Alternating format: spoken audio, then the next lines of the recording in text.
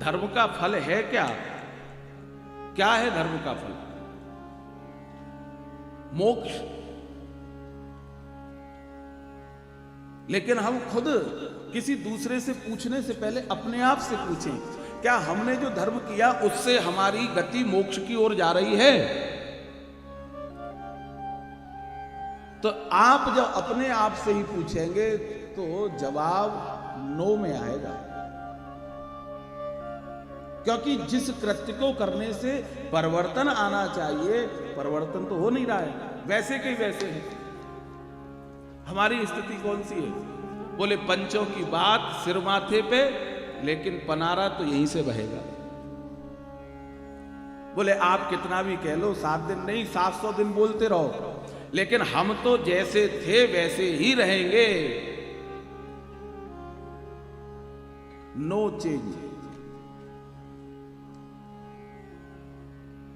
धर्म एक्सचेंज का काम करता है, लेकिन हमारा नोट ही नकली है तो एक्सचेंज हो पाएगा क्या? भाई आप यहां से विदेश जा रहे हो तो रुपए को डॉलर में कन्वर्ट करा के जाते हो, क्योंकि बोले ये राशि यहां नहीं चलेगी, ये राशि के लिए आपको डॉलर चाहिए। अमेरिका जा रहे हो, यूरोप जा रहे हो, कहीं घूमने जा रहे हो।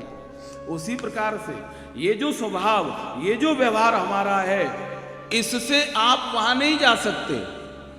वहां जाने के लिए एक्सचेंज करना पड़ेगा अपने स्वभाव का, अपने व्यवहार का, अपनी मनोवृत्तियों का। और जैसे हम नोट को चेंज कराने के लिए किसी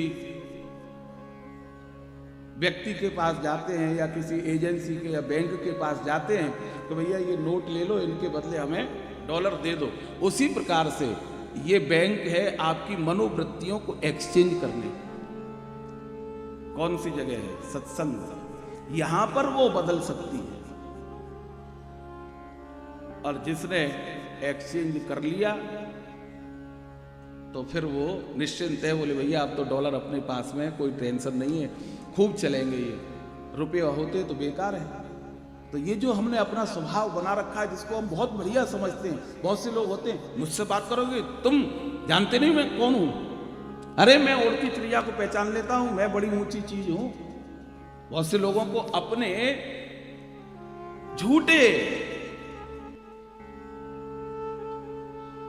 पद का, झूठे धन का अभिमान इतना ज्यादा होता है कि उसके आगे सामने वाले को गिनता नहीं। तो इसलिए धर्म का फल हमको प्राप्त नहीं हो रहा है। उसका कारण एकमात्र यही है कि हमने उसको ठीक ठीक न समझा है और न ठीक ठीक उसका साधन किया है। धर्म जो है अर्थ प्राप्ति का साधन नहीं है। धर्म का अर्थ क्या बताया? मोक्ष। धर्म का फल धन नहीं है। धन तो काहे के लिए है? धन काहे के लिए? धन है धर्म के लिए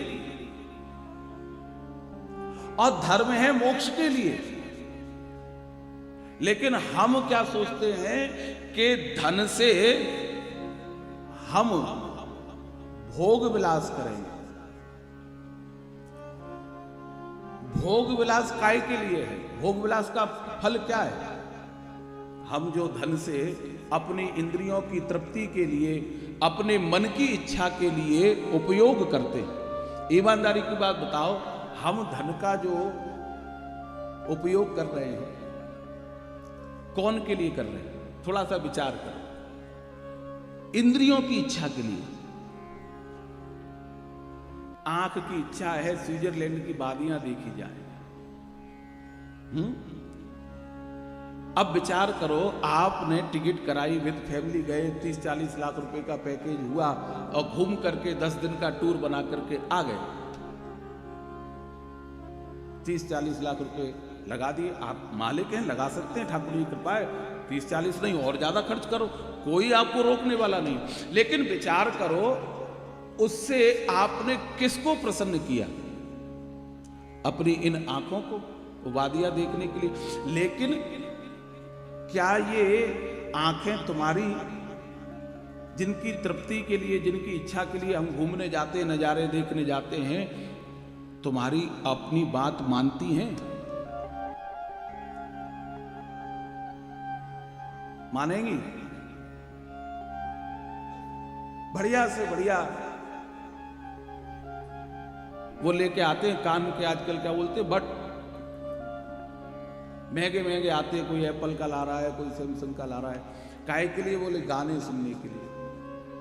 आपने, कोई ने 50,000 खर्च कर दिए, कोई ने लाख रुपया खर्च कर दिया वो छोटे से बटनों को ला करके लगाने में। लेकिन आप पूछो इन कानों से, बोले भैया क्या तुम अंत समय तक हमारा साथ दोगे? लेकिन ये नहीं देंगे। हमने धन से इन इंद्रियों को प्रसन्न करने के लिए खूब खर्च किया, लेकिन ये इंद्रियां हमारा साथ नहीं देती। धन इंद्रियों के भोग विलास के लिए नहीं है। धन है तो इंद्रियों के निर्वहन के लिए है। इतना उपयोग करो कि ये पुष्ट रहे शरीर। अधिक है तो क्या करें? बोले भैया अगर ठाकुर जी ने अधिक दिया है तो उसका सदुपयोग करो। कहाँ करें? जहां जरूरतमंदों को जरूरत हो वहां दें। गरीबों को खाना खिलाएं, कपड़े पहनाएं, मंदिरों में दें, ब्राह्मणों को दें। अधिक है तो, और इतना ही है कि हम अपना जीवन निर्वाह कर सकते हैं, तो उतने में से भी कुछ थोड़ा बहुत बचा करके सदुपयोग में लाएं। लेकिन हम सारे कामों को उल्टा उल्टा करते हैं, इसीलिए ना हमारे मन की वृत्ति बदलती है, ना चित्त बदलता है।